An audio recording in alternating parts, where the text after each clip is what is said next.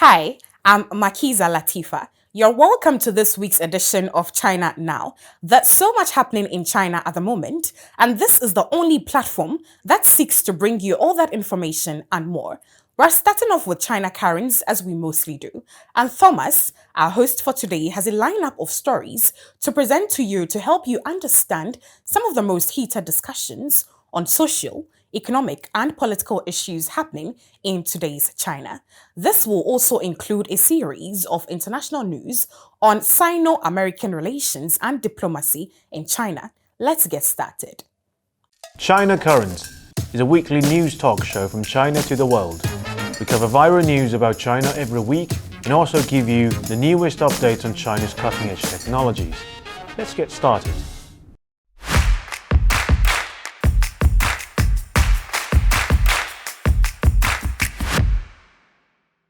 Welcome to China Currents. I'm Thomas. A lot of things happened lately. We have two Chinese snooker players giving lifetime ban for match fixing. A college girl apologized after accusing a male migrant worker of taking secret pictures of her despite knowing his innocence from the beginning. And finally, a series of international news of Sino-American relations and diplomacy. First, the snooker players. On June 7th, the World Professional Billiards and Snooker Association closed the investigation on what might be the worst match-fixing scandal in the sport's history. 10 Chinese players were found guilty. The heaviest punishment were handed out to Liang Wenbo and Li Hang, who have been banned for life for fixing matches as well as soliciting, inducing, and persuading others to do so. The pair, aged 36 and 32, were described by the Snooker Association as ringleaders who put pressure on younger players to break the rules. They were also found guilty of orchestrating an attempted cover-up. Another 8 Chinese players were also banned from between 20 months and 5 years. Among them were also some snooker's promising young players. The scandal happened right during China's crackdown on corruption in sports. Earlier this year, 2 coaches in the Chinese Basketball League were suspended for match fixing.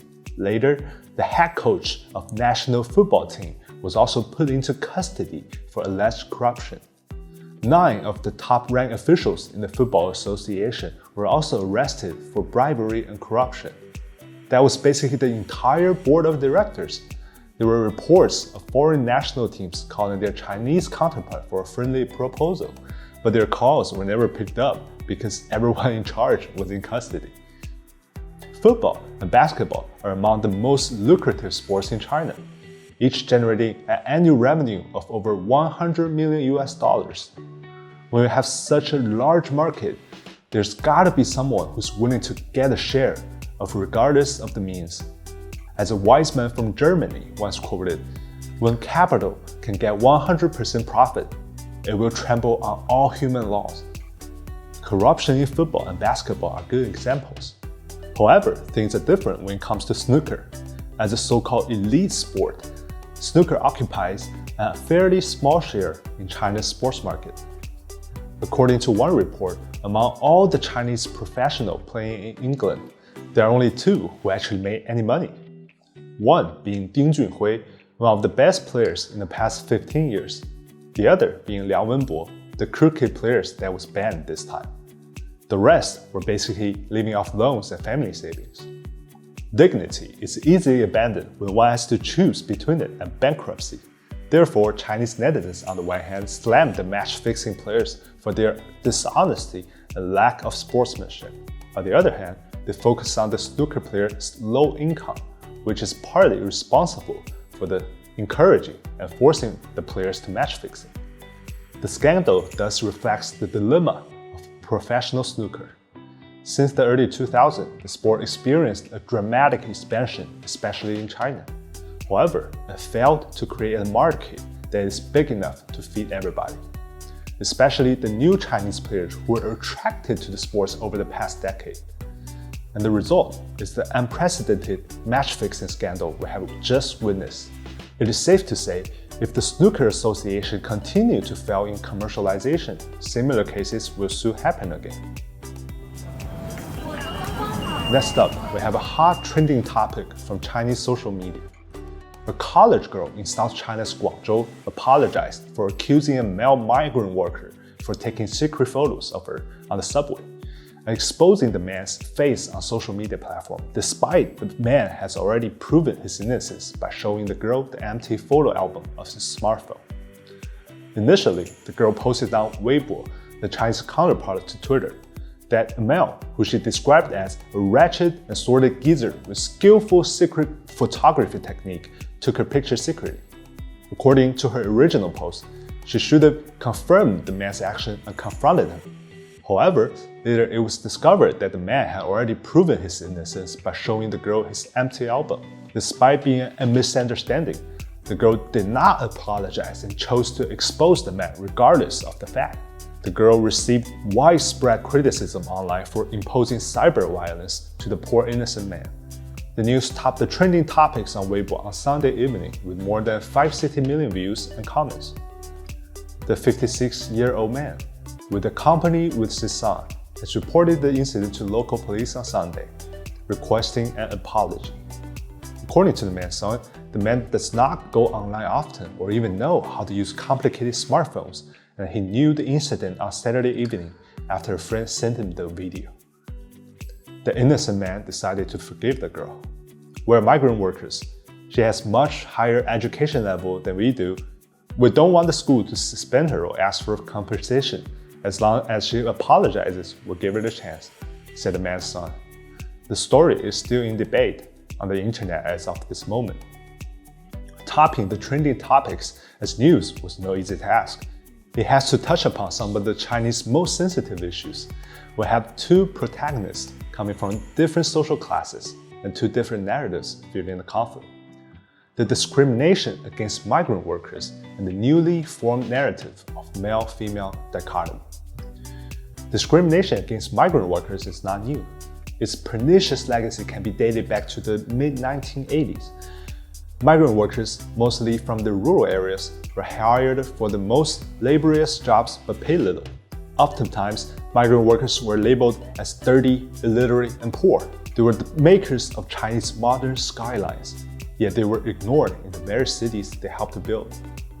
This discrimination was once prominent, but has generally declined in recent decades. The dichotomy of genders, however, is a fairly new thing, roughly began in the last decade. It's the product of a radical narrative. Long story short, if a sexual assault case was exposed online, it's not only the offender, but that all men are scumbags. One may imagine men are not so satisfied about being put on internet tribunal alongside the sex offenders just because of their gender. As a result, fights broke out and conflicts are formed, hence the male-female dichotomy. What happened in the top trending news is a blend of the old discrimination and the new narrative of gender dichotomy. If, just as the dichotomy will tell us, women are surrounded by sordid male at all times, then caution is needed. However, though the dichotomy will tell us men are all filthy animals, in practice there is, after all, a comparison among animals. Borrowing from George Orwell, men are all sordid, but some men are more sordid than the others. The migrant workers, who have always been the victim of discrimination, are sadly the latter. After that, the narrative created a new identity for the poor old man squatting on the floor. Instead of a dirty, poor, illiterate man that the old discrimination labels him, he is now a wretched and sordid geezer. And for the girl, it is also completely fine not to apologize and continue to expose the man even after he has proven his innocence. After all, if men are born filthy, it is simply a matter of time for them to do such act. Here comes the tricky part. When people start to criticize the girl's action and the narrative that caused her wrongdoing, it is quite easy to get emotional and let the discussion into an endless fight. However, the more they quarrel, the more sentimental one gets, the stronger the dichotomy narrative becomes, as the intense argument itself becomes an evidence to the so-called innate gender conflict. Yes, they're actually talking about a specific case which has a clear right or wrong, yet by the time they get there, it's no longer about that. But what have we missed? On either side of the argument, the male migrant workers is neglected. Barely an internet user unfamiliar to the gender narrative He was not part of the very debate that relates to his own suffering. His agency was deprived. To both sides of the debate, he was merely a catalyst used and quickly disposed. Everybody cares about the bigger picture of gender issue, but not the man. And remember that one man is only a representative of millions of migrant workers in China. In conclusion, allow me to borrow from Marx. In modern China, debates took place only within people of both internet proficiency and free time, while the great productive mass of population formed the purely passive pedestal for these combatants. And that is a problem that must be solved.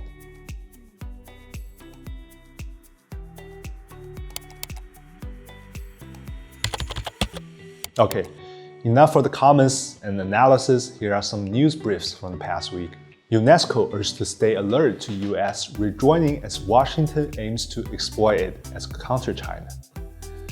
In a move aimed at pushing back against China, the US told the United Nations Educational, Scientific and Cultural Organization that it is interested in joining the agency. Nearly 6 years after it had ended its membership, Chinese experts urged the organization to stay alert to the US move, as Washington aims to exploit UNESCO as a tool to contain China instead of making real contributions. Palestinian president visits China. Chinese foreign minister reaffirmed China's firm support to the Palestinian cause. Palestinian President Mahmoud Abbas paid a state visit to China from June 13th to 16th. On June 13th, Chinese Foreign Minister Qin Gang met with Palestinian Foreign Minister al-Maliki. Qin Gang said that China and Palestine are good friends and partners, and China will firmly support the Palestinian cause. Al-Maliki said that China is a trustworthy and reliable friend. The Palestinian side thanks China for its unwavering support for the Palestinian cause and for providing important support to the political and development fields. Blinken mentions China's intelligence gathering in Cuba. Again, Chinese Foreign Ministry urged him to stop spreading rumors and smearing. On the 12th, US Secretary of State Blinken responded to reports about China building spy facilities in Cuba, saying that China's actions in Cuba are part of its commitment to expanding its military presence globally. In response, Chinese Foreign Ministry spokesperson said at a regular press conference that this is just another old trick played by the US, which the outside world is no stranger to. We hope that the US will reflect on itself, stop spreading rumors and smearing, and stop engaging in indiscriminate hacking and spying on other countries as a hacker empire. That's all for today. Thank you for watching this episode of China Currents. If you have any thoughts and comments on our show, please contact us at the email address below. I'm Thomas. Looking forward to hearing from you. That's all for today's China Currents. Moving on to Threshold in China, Lisa will bring us details on some cutting-edge technological innovations in China as Pakistan looks to sign a cooperation agreement on China-led moon research base. Over to you, Lisa. Hi, I'm Lisa, and this is Threshold in China. Today, we are going to share some exciting tech innovations and announcements that happened in China last week. Pakistan looks to sign cooperation agreements on China-led moon research base. In our previous episode, we talked about China's ambitious plan to land astronauts on the moon by 2030 and establish a lunar research base. Pakistan, one of China's closest partners in the space sector, now hopes to join the China-led International Lunar Research Station (ILRS) and is looking to identify its specific role in the project.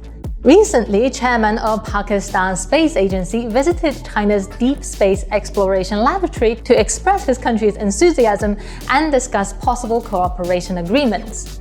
Pakistan and China have been collaborating on space exploration since 1992, with China providing significant support to Pakistan's satellite development program.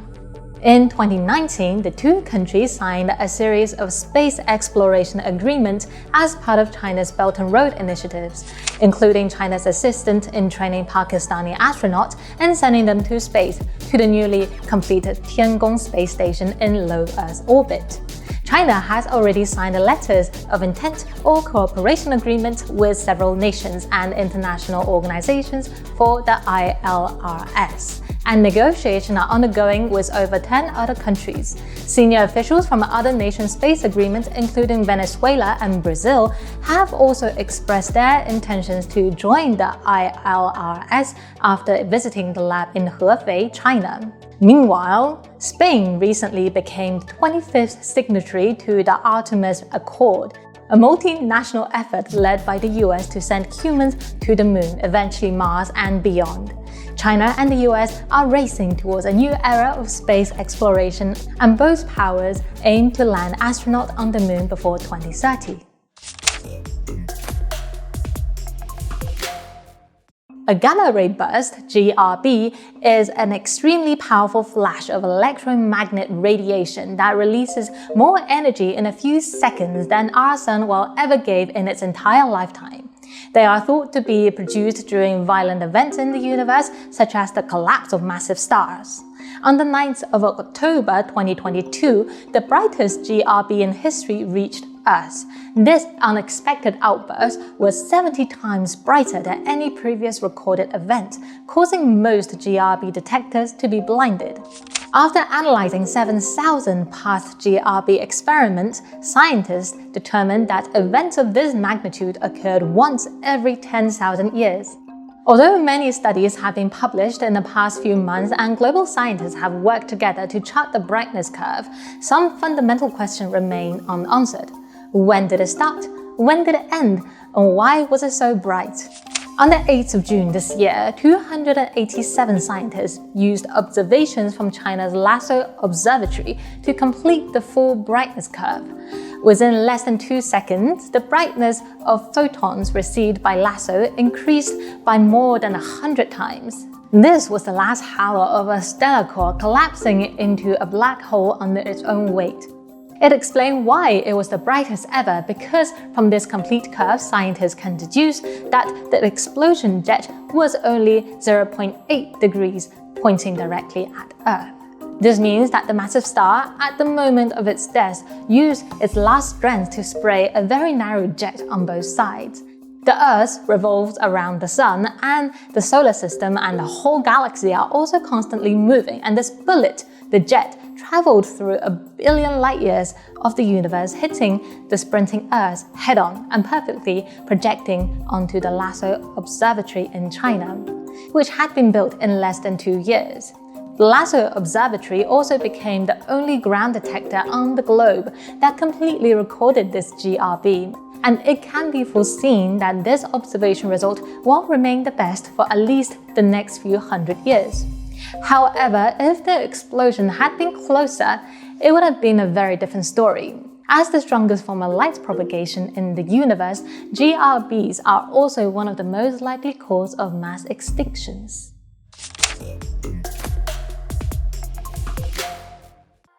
Scientists in China have developed a way to turn origami into wearable devices and soft robotics by coating it with liquid metal. This innovation technique allows for a 3D paper structure to be controlled by electricity, temperature changes, or magnets. The metal-coated paper can be folded just like regular paper, but is enhanced with the added properties of metals, such as tunable stiffness and the ability to conduct heat and electricity. The Chinese team used 2 non-toxic liquid metal alloys to overcome the challenge of sticking liquid metal to surface like paper, plastic, cloth, and even human skin. Because liquid metal has a very high surface tension, which makes it difficult to stick to other surfaces, so they first apply liquid metal to silicon stamps, then rub the stamp with force onto the paper so the metal droplets could be effectively binded to the paper. The metal-coated paper can still be folded into different shapes and even turned into a spring-like shape. The scientists even had it carrying a weight, demonstrating its potential as a multifunctional smart material. This technology has the potential for various applications, such as creating electric currents on the skin to monitor finger movement, the heart activity, and body temperature. It is affordable, requiring only a thin layer of metal, and can be recycled by solidifying and peeling it off from the surface it coated.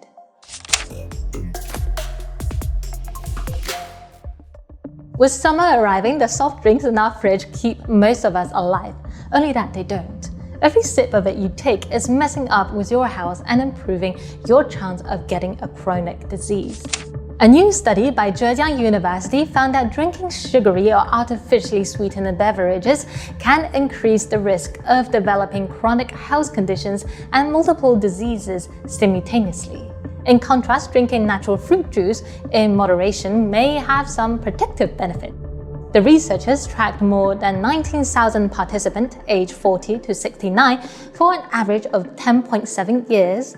They looked at how much different beverages like sugar-sweetened drinks, diet drinks, natural juices, milk, tea, and coffee the participant drank.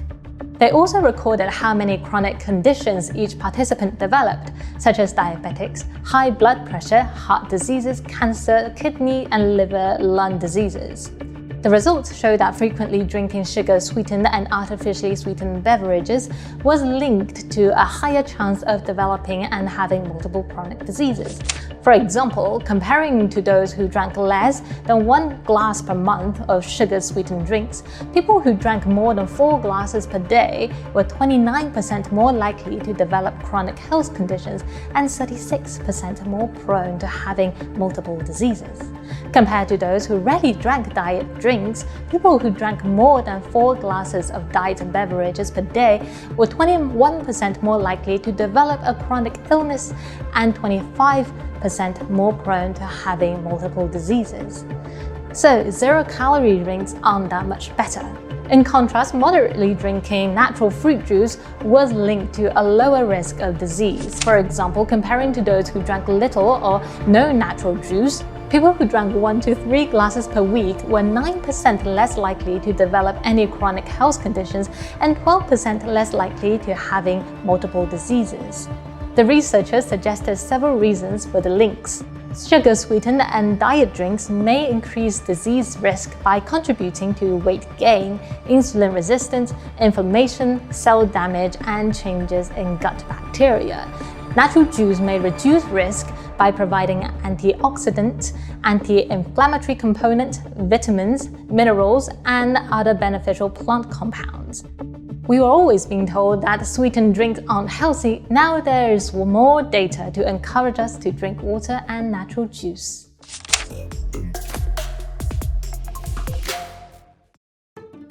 Obesity is a serious health issue worldwide. As of 2022, there are over 4 billion overweight adults worldwide, with more than 1.5 billion of them being obese, meaning they have excess fat tissue. Obese people often develop health problems like diabetes, heart disease, and even some cancer. It is important to find an effective and safe method to address weight loss. Many people try to eat less and take a low-carbohydrate diet as calorie restriction. However, new research suggests both approaches may work differently. Scientists at Southern Medical University in Guangzhou studied 128 overweight and obese participants. They divided them into 4 diet groups: a normal unrestricted diet, a calorie-restricted diet, a low-carbohydrate diet, a combined low-carb and calorie-restricted diet. The study found people on the combo low-carb, low-calorie diet lost the most weight after 12 weeks, dropping 6% of their starting weight on average. But something surprising happened. Comparing to the calorie-restricted only group, the low-carb dieters actually lost more weight even though they consumed more calories. The researchers think restricting carbs may boost fat burning more than simply cutting calories.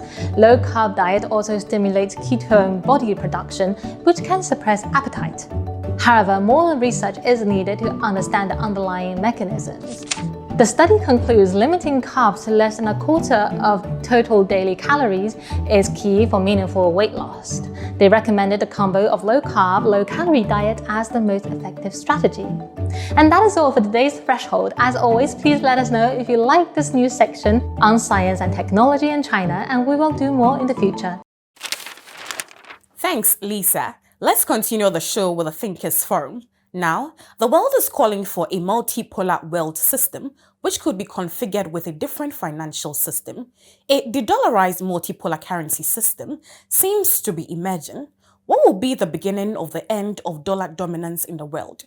Today, we have Pepe Escobar, a journalist, author, and geopolitical analyst from Brazil, to share with us his view on configuring a multipolarity world. I myself learned on the ground working in all over Eurasia for the past 22 years. I followed the war of terror by the Americans everywhere, in Afghanistan, in Pakistan, in Syria, in Iran, where they're trying to attack, in Iraq, of course, the second Iraq war, everywhere. I was in Afghanistan, in the tribal areas of Pakistan, Afghanistan, even before 9/11 happened. So I had instinctively, my professional self was telling me, you have to go there because this is where the action is. Of course, I didn't know what would happen next, obviously, you know. When I interviewed Commander Massoud in Afghanistan, that was in August 2001. Then I came back to Peshawar, and I learned that the Americans were trying to come up with something to get Osama bin Laden inside Afghanistan. And then a few days later, they assassinated Commander Massoud on September 9. And 2 days later was 9/11. So I was beyond privileged professionally I was there even before the whole thing happened. And obviously, while you are in the middle of all that, you cannot see, you're always asking yourself, where is this going? How come they basically started a war against the whole of Islam? Their war is not against Afghans or Iraq. No, they are fighting the whole of Islam. In fact, this is completely crazy. What do they plan to achieve with that? They are alienating, 1.5 billion people all over the world for what? Little did we know that this was the wrong war, that they picked the wrong war, and they forgot about the two ones that really matter in international relations, Russia and China. So what was happening in between? China was growing, modernizing itself, and Russia was trying to recover from the 1990s when they were devastated by basically neoliberalism imposed by the Americans. So when the Americans wake up, not that they really woke up, so everything that they did for these past 22 years was completely absurd and meaningless. And obviously, because they are too proud of themselves, they will never recognize that they made a major mistake in everything, strategically, tactically, in terms of how they treated their own population inside the US, how they treated their allies, how they treated the rest of the world, how they treated Islam. Everything was wrong. And now it's too late to catch up. So what do they come up with? Okay, let's try a war against Russia in Ukraine, and let's try to think about a war against China because of Taiwan. Very clever, isn't it?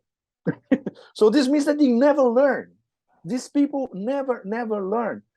So I got taught many lessons, and I'm really grateful for what? For the flow of history to keep teaching me all the time.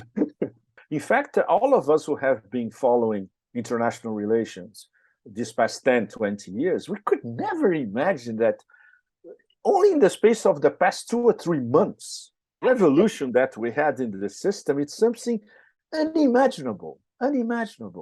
And of course, it's due to the way the Chinese and the Russians are coordinating at the highest level, but it's also due to how the empire is completely, they block themselves in, and they cannot get out.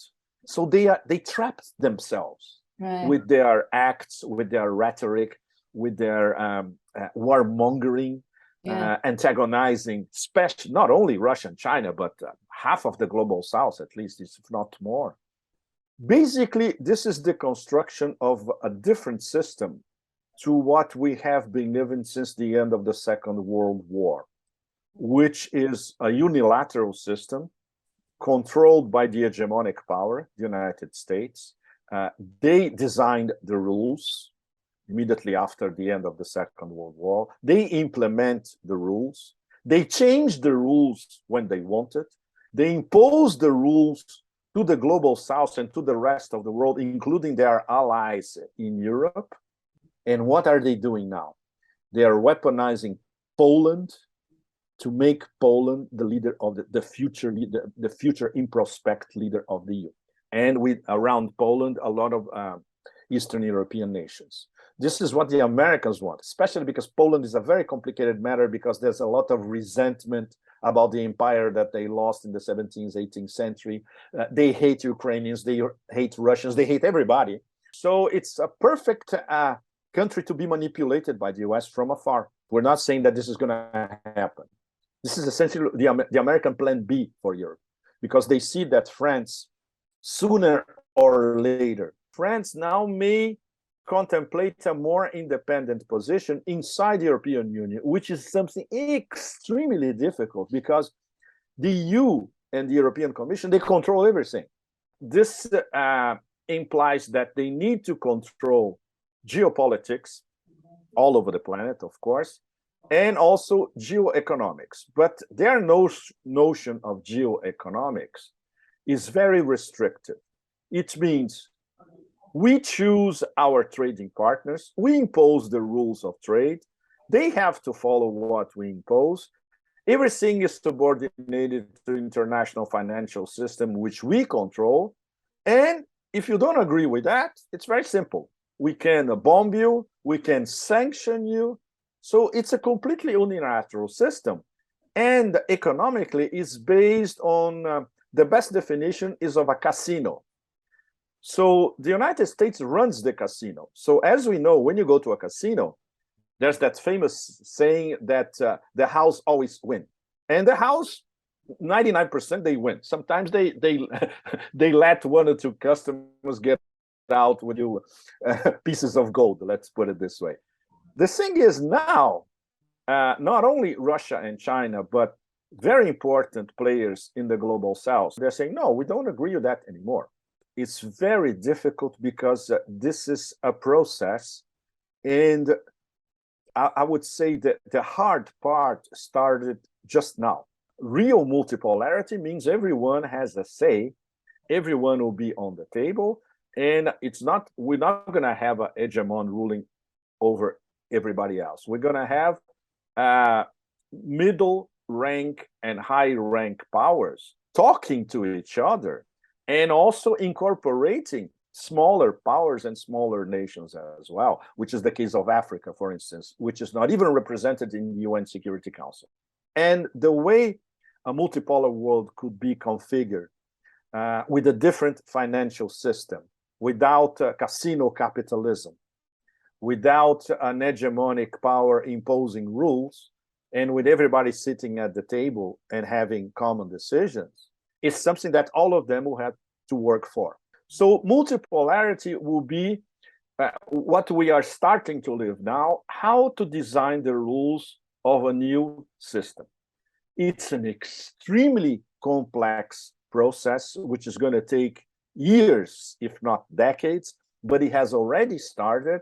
And the great thing now, compared to the past, is that we have a set of multilateral organizations that will be coordinating this drive towards the multipolar world. Example, BRICS, which soon will become BRICS Plus, with more new members like Iran, Argentina, Algeria. There are over 20 countries who are on the list and they want to be part of BRICS. The Shanghai Cooperation Organization, very, very important, led by Russia and China, where we're going to have Iran as a permanent member starting this year, 2023. Saudi Arabia already said, look, we want to get in as soon as possible. So they have to study how they are going to incorporate Saudi Arabia and others who want to be part of the Shanghai Cooperation Organization. Once again, it's very complicated, but we have already let's say, inside the Eurasian Economic Union, inside BRICS, who are already working on how we're going to come up with different payment systems that they already exist. So this is where we are at the moment.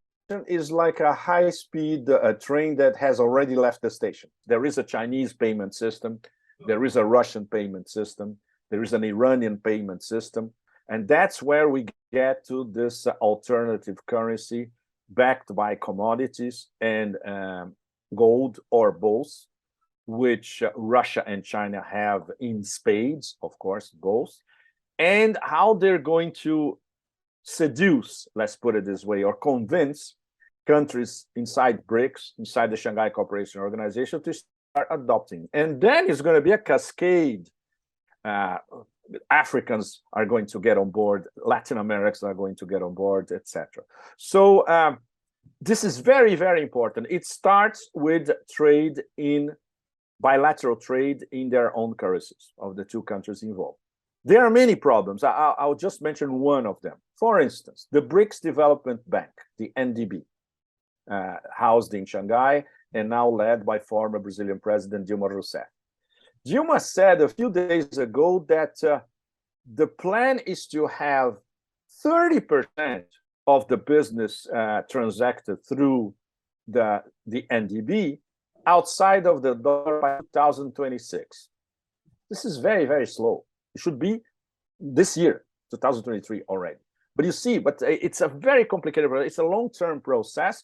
The problem will be how to coordinate all that in the next stage with a currency that could be accepted by many different countries and in many different continents.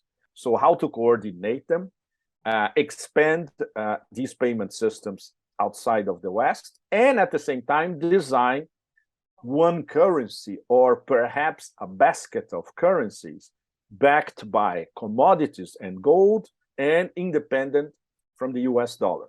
And of course, in terms of loans, if loans come from China, they will be in yuan, and then they will be repaid later in yuan as well.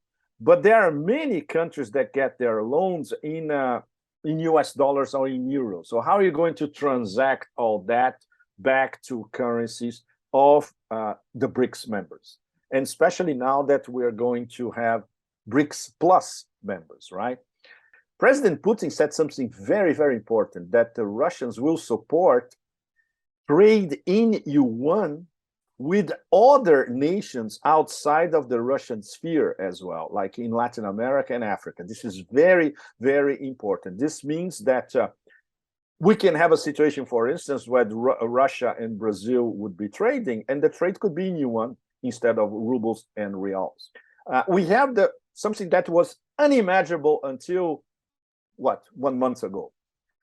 ASEAN, the 10 nations of Southeast Asia, they are starting to discuss how to bypass the dollar and trade in their own currencies.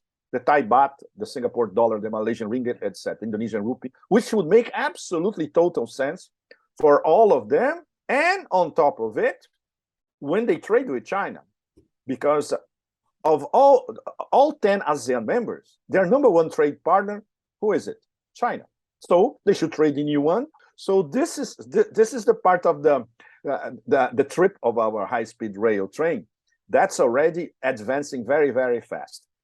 One thing that would and will accelerate this process exponentially, and myself and other analysts, we consider that this is going to be the key moment when it happens. Will be the day when a Chinese delegation arrives in Riyadh. They have a meeting with Mohammed bin Salman, and they say, okay, from now on, everything that we buy from you, we're going to pay in yuan. And Mohammed bin Salman is going to say, yes, I agree completely. He's already giving hints that this is going to happen one day or another. This will be the beginning of the end of dollar dominance in the world. This is something that until exactly a few months ago, none of us would expect to happen in this decade. We were saying, okay, maybe after 2030 or maybe after 2040. And now we can even see the possibility of this thing happening within the next 2 or 3 years, by 2025, in fact. because the process of Saudi Arabia finally saying to the Americans, bye-bye, what we had before is not going to happen anymore because it doesn't help us. And we are hopping on the high-speed rail Eurasia train led by Russia and China. This is basically what Mohammed bin Salman is acting like. The new world is being forged in Eurasia. We have to attach ourselves to it. Otherwise, we're going to be left in the dustbin of history. China may do, in terms of solving absolutely intractable conflicts all over the world, in fact. They delivered in one of the most difficult dossiers of the century, which was Iran and Saudi Arabia. They were kept apart artificially by the Americans for decades, since the Iranian Revolution, in fact, for over 40 years. And the whole thing disappeared with one handshake. One handshake, that's all it takes. The Chinese coordinated the whole reapproximation process with the culmination that was one of the most extraordinary international relations events of this century, this young century. You have the foreign minister of Saudi Arabia, foreign minister of Iran, shaking their hands in Beijing. Of course, all that coordinated by China. So this, in terms of a diplomatic victory for China, was beyond priceless. Why? Because everyone in the Persian Gulf understood the message. Everyone in West Asia understood the message. And everyone in the global South understood the message. So if you don't want war of terror, not war on terror, war of terror, which is what the United States has been practicing since 9/11, non-stop. If you don't want sanctioning, if you don't want non-stop criticism of everything you do in your foreign policy, if you don't want to be excluded from the international financial system, which is they try to do with Iran, they're trying to do with Russia. That's it. You go for diplomacy. The Chinese have at least 3,000 years experience in the matter. And look at what they just accomplished. So if you talk to somebody in Argentina or in Somalia, they will understand intrinsically. They look at the picture and they get it immediately. You don't even need to explain it. We see a movement towards abandoning the unipolar world that is getting more solid by the day. And in deeds, in facts, in deeds, in numbers, of course, in actions, and of course, in terms of the rest of the world, apart from the 13% that constitute the global north, they are understanding, even instinctively, if they don't understand the details, that now is the time to start moving towards a different world, a multipolar world.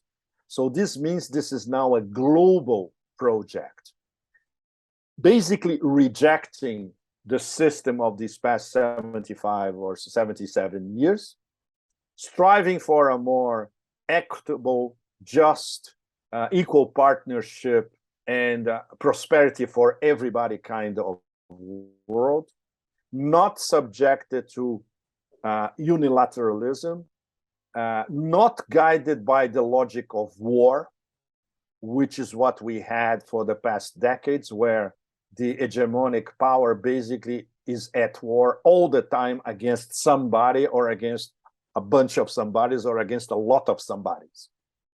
No, the global South wants prosperity, wants trade, development, education, sustainable development for all of them, including the poorest nations. They should have a shot at being developed. And the progress that has been made only in the past few months, you have to keep this momentum. And the momentum is now.